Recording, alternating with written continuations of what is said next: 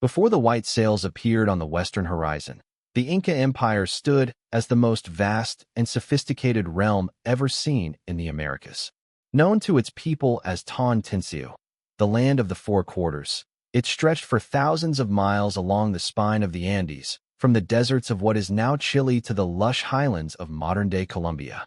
At its heart was Cuzco, the navel of the world, a city of stone so finely cut that no blade could pass between its blocks. Roads radiated from it like sunbeams, linking valleys, mountain passes, and coastal plains into a single, pulsing empire. The Sapa Inca, the child of the sun, was more than a ruler. He was a living god, descended from Inti, the sun itself. His word was law, his presence sacred, his empire a tapestry woven from countless conquered peoples. But beneath the golden veneer, the threads were fraying. Civil war had recently torn the land apart. Two brothers, Atahualpa in the north and Huáscar in the south, had fought for the throne after the death of their father, Huayna Capac. Victory had gone to Atahualpa, his armies seasoned, his enemies broken, but the bloodshed had weakened the empire. Provinces smoldered with resentment, and rivals whispered in the shadows. The gods, some would later say, had already turned their gaze away when the strangers came, armored men with thunder in their hands, riding beasts that had never roamed these mountains. They came not as merchants, nor as envoys, but as predators. And though they were few, their hunger was infinite. It began, as the chronicles tell us, in the year of 1532, the year when the empire of the sun would meet the spears of the west. They did not come in fleets, nor in the endless ranks that an empire might send to conquer another. They came as a handful, a mere band of men hardened by years of war, their eyes lit by greed and faith in equal measure. They came across oceans they could not see the end of, from lands the Incas did not know existed. Their leader was Francisco Pizarro, a man of iron will and unshakable patience, born in the rugged hills of Extremadura, Spain. Illiterate but cunning, he had cut his way through jungles and storms in earlier expeditions, returning each time with just enough gold and rumor to keep his dream alive. Now, in 1532, he sailed back to the coast of South America not as a wandering adventurer, but as a governor appointed by the Spanish crown, his mission sanctioned by both king and church. The Spaniards who followed him were not noble knights in polished armor. They were hardened veterans, conquistadors who had fought in the brutal Reconquista of Spain, who had crossed to the New World chasing plunder in the Caribbean, Panama, and beyond. Their weapons were forged in Europe's wars, steel swords that flashed like lightning, pikes that reached farther than any Andean spear, and arquebus whose thunder and smoke terrified those who had never heard such a sound. More alien still were the animals they rode, horses, unknown in the Americas for millennia. To Inca eyes, these creatures seemed a fusion of man and beast, swift as the wind and as powerful as the puma. And with them came dogs, great mastiffs trained to kill, that would become a nightmare in the coming battles. The Spaniards were few, just over 160 men, but they carried something far more dangerous than numbers, the certainty that God himself had chosen them to bring his law to the heathen. And in their hearts, they carried an unshakable hunger for gold. Far from the coast, in the highlands of Cajamarca, Atahualpa ruled in the glow of his recent victory over Huáscar. He did not yet know the scale of the storm approaching, nor that within months he would be face to face with the men who would unravel his empire. The first messengers brought word of strange, bearded men, clad in metal, whose skin was pale and whose language was unlike any heard before. Some called them gods, others demons. Few yet realized that they were something far more dangerous, men who believed themselves destined to own the world. The mountains of the Andes are not gentle. They rise like the bones of the earth itself, cutting the sky with jagged peaks, cloaking valleys in shadows that linger until midday.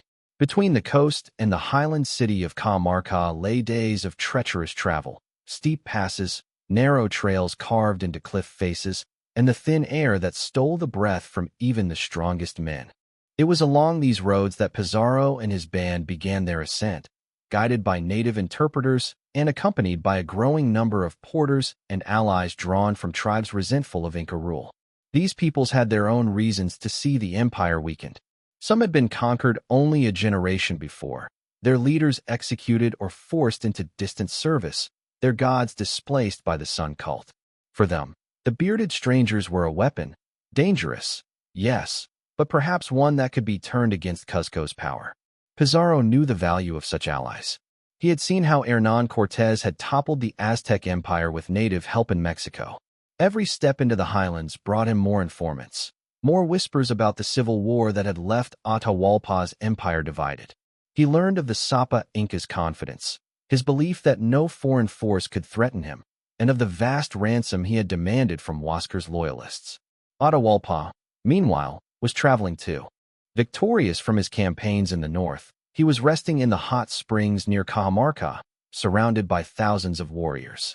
To him, the Spaniards were little more than curious intruders, perhaps envoys from a distant people, perhaps merchants seeking trade. The idea that a few dozen men could threaten the might of the Inca army seemed absurd. But the road between them was more than stone and dirt. It was the path where two worlds, forged apart for thousands of years, would finally meet. One carried the weight of centuries of Andean civilization. The other bore the momentum of Europe's steel, gunpowder, and conquest. As the Spaniards climbed higher, the air grew colder, the night sharper. Fires flickered in the wind as they camped under the unfamiliar constellations of the southern sky. Somewhere ahead, beyond the passes and valleys, was the city where fate waited, a place whose name would be carved into history with blood. Cajamarca was a quiet city in the highlands, a place of stone plazas and hot springs, surrounded by mountains that watched like ancient sentinels. In November 1532, its silence would be shattered. Pizarro and his 168 men arrived first, moving through the narrow streets with wary eyes. The city lay open, its inhabitants gone or hidden, its great square empty save for the sound of wind. Here, Pizarro saw his chance. The terrain was perfect for an ambush.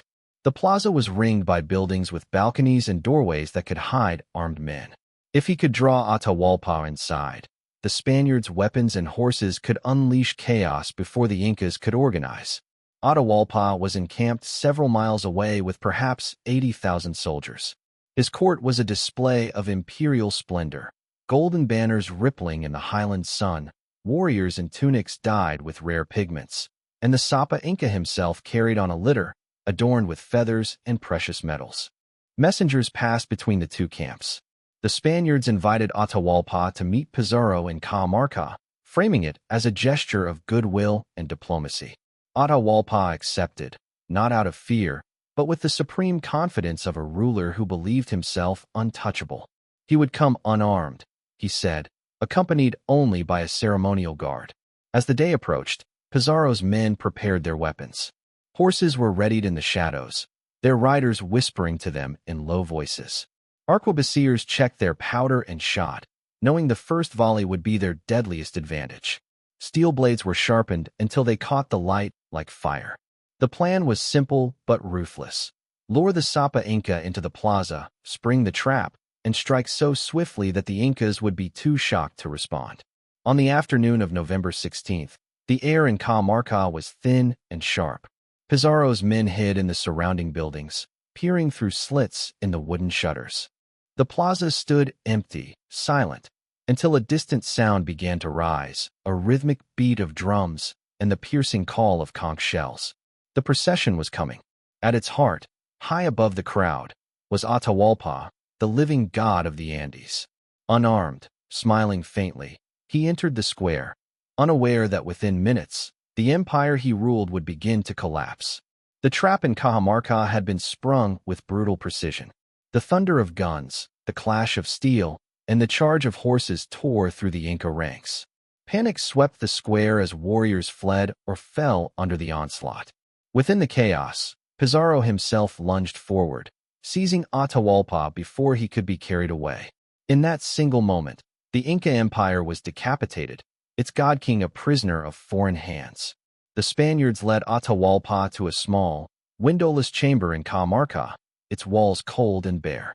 Here, the ruler of millions was reduced to a captive, watched day and night by men who could not understand his language, his customs, or the divine weight he carried in the hearts of his people. Yet, even in chains, Atahualpa's composure was unbroken. He studied his captors with the calm of a man who believed he could still control the game. Pizarro's men were astonished by the ruler's dignity, but their eyes saw more than his bearing. They saw the gold he wore, the fine textiles, the ornaments carried by his attendants. To them, gold was not merely a symbol of the sun. It was wealth, power, and the promise of glory back in Spain. When Atahualpa learned of their hunger, he made a proposal that would become legend. In the room where he stood, he drew a line on the wall at the height of his outstretched arm. If the Spaniards would release him, he said, he would fill that room once with gold and twice with silver, treasures brought from across his empire.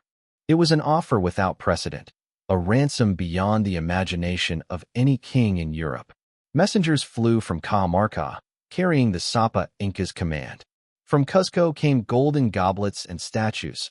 From the temples came panels of hammered sun metal. From distant storehouses came silver in such abundance that the Spaniards measured it by the ton.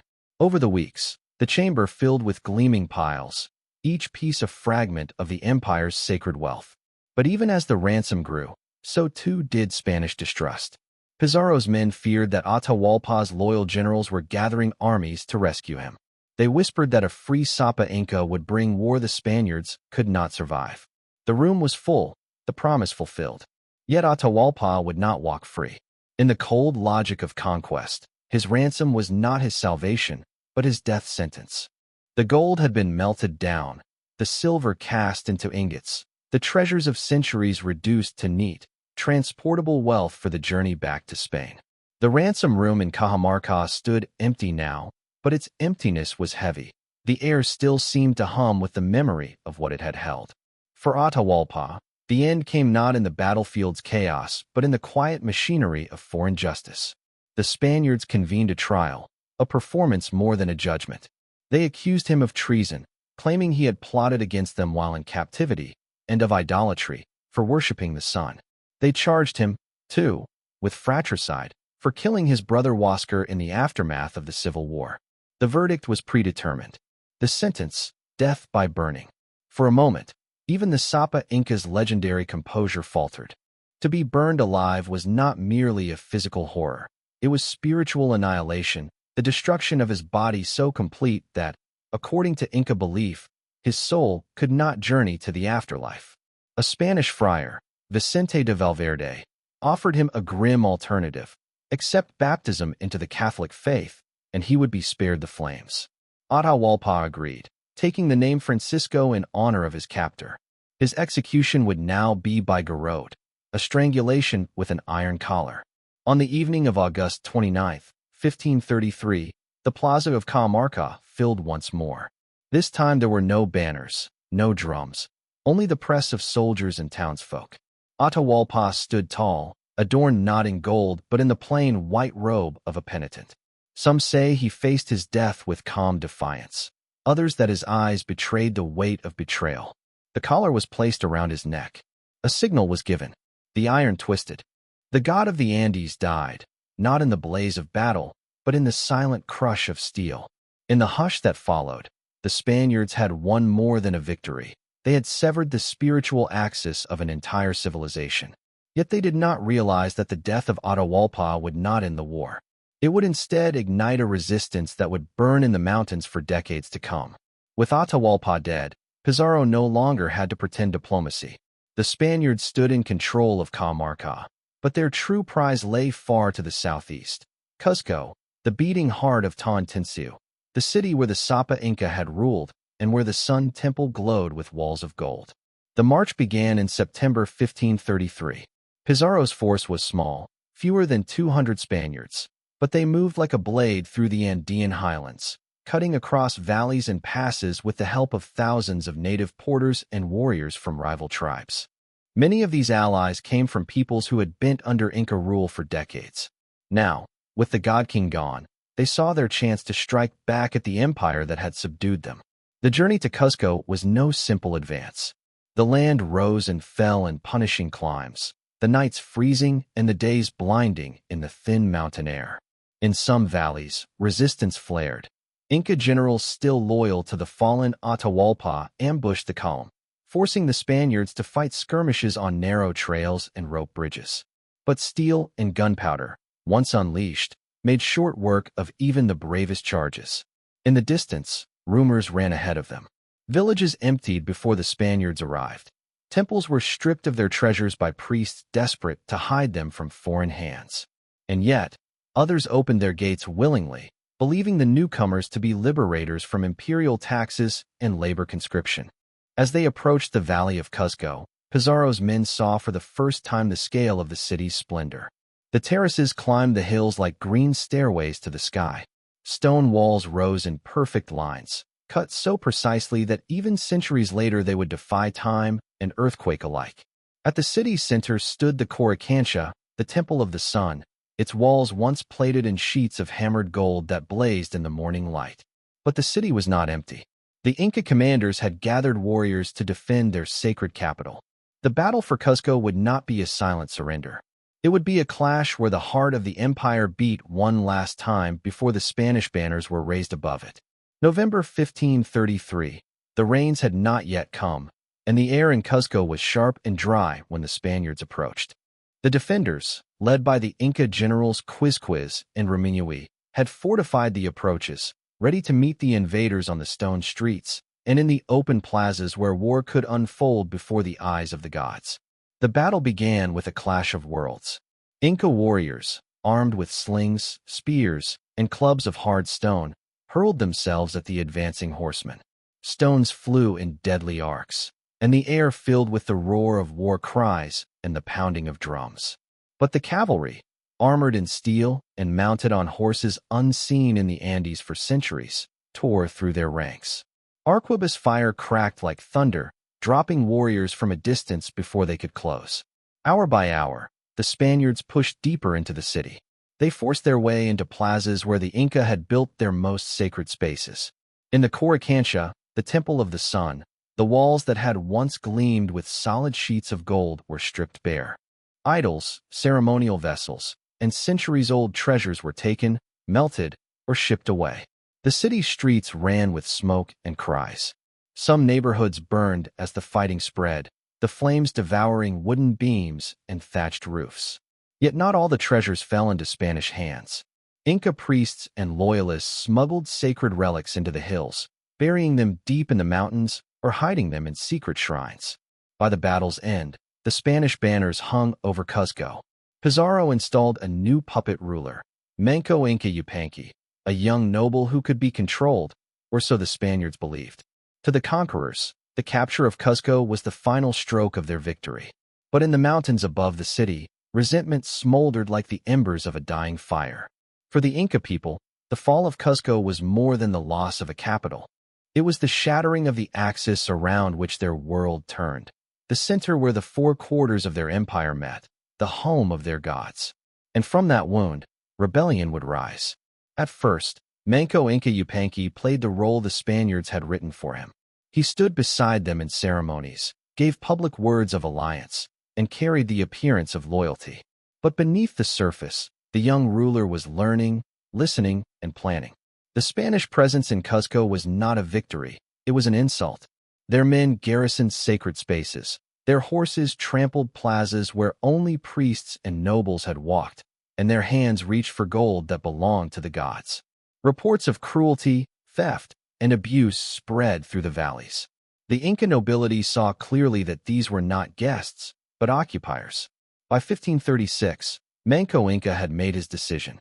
Under the pretense of retrieving a golden statue hidden in the countryside, he left Cuzco.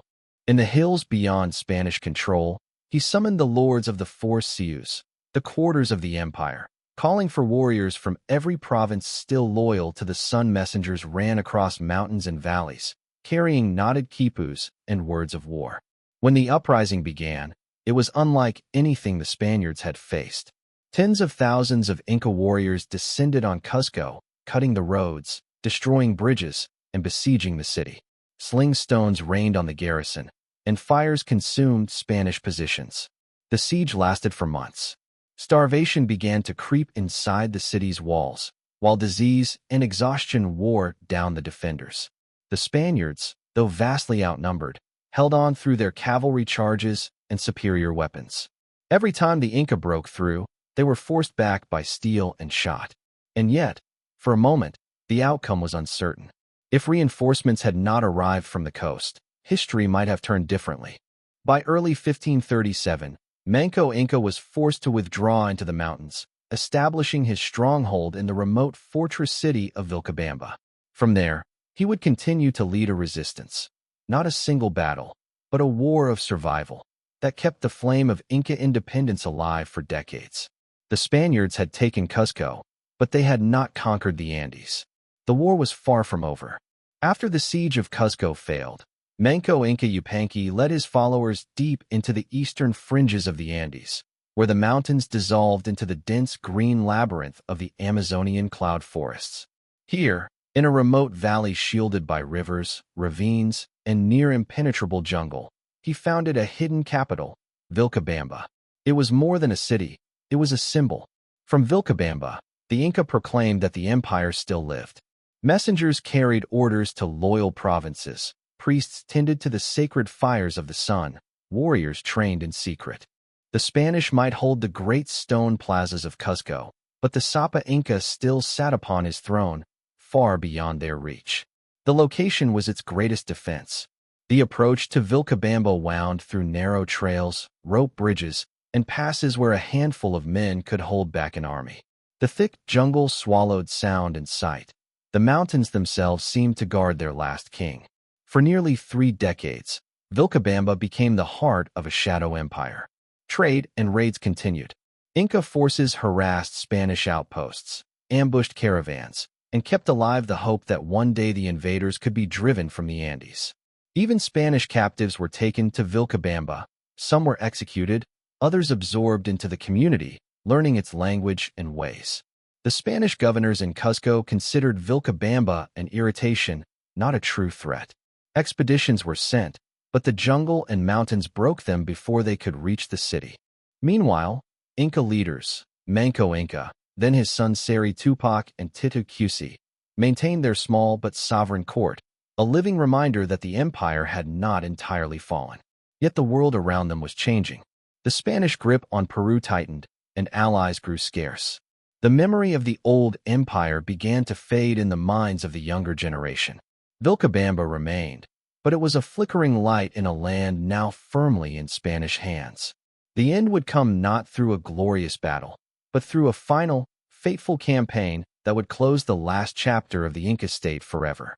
By the early 1570s, Vilcabamba's defiance had outlasted 4 Spanish kings and nearly 40 years of colonial rule in Peru.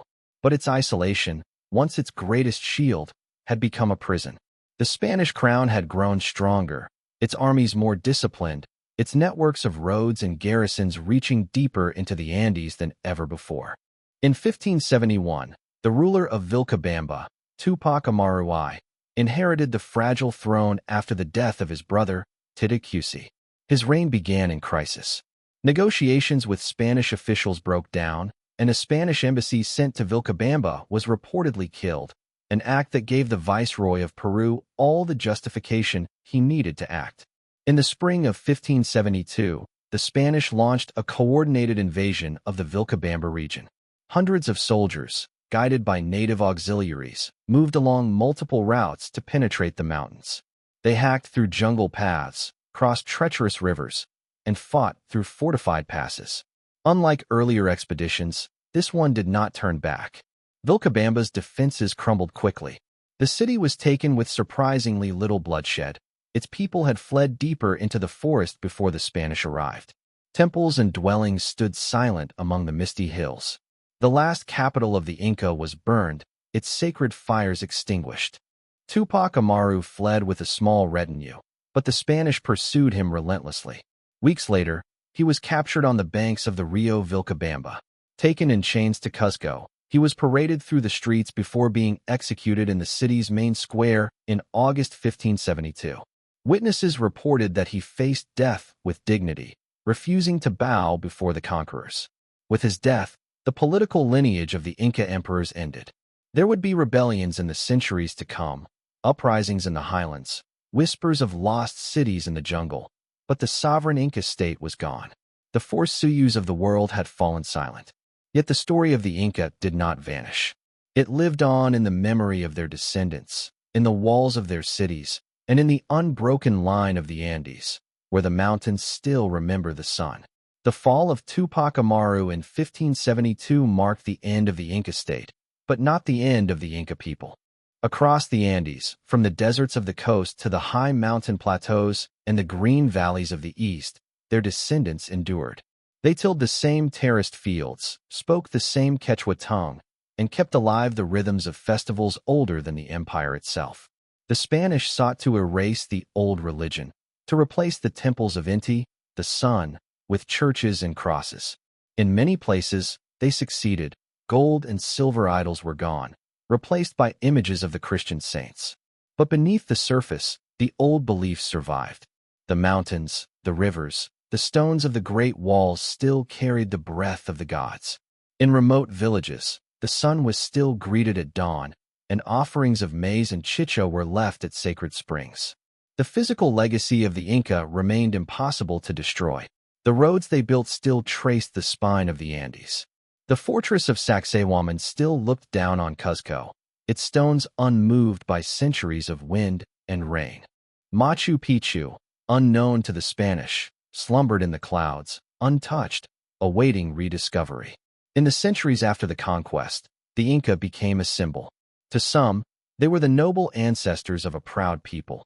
To others, they were a lost golden age whose memory could inspire resistance against foreign rule. Rebellions in the 18th century, such as that led by Tupac Amaru II, would invoke the name and blood of the last kings, showing that the spirit of Vilcabamba had not been extinguished, only hidden. Today, the story of the Inca Empire, its rise, its glory, and its fall, is written not only in chronicles and ruins, but in the living culture of the Andes. The Quechua language still carries the poetry of an imperial court. The festivals still echo with the music of flutes and drums that once welcomed emperors. And in the highland dawn, when the first light spills over the mountains, the people still raise their faces to the sun. The spears of the sun have long since fallen silent, but their glint remains in the stones, in the sky, and in the memory of a world that once stretched from ocean to jungle, bound together under the golden light of Inti.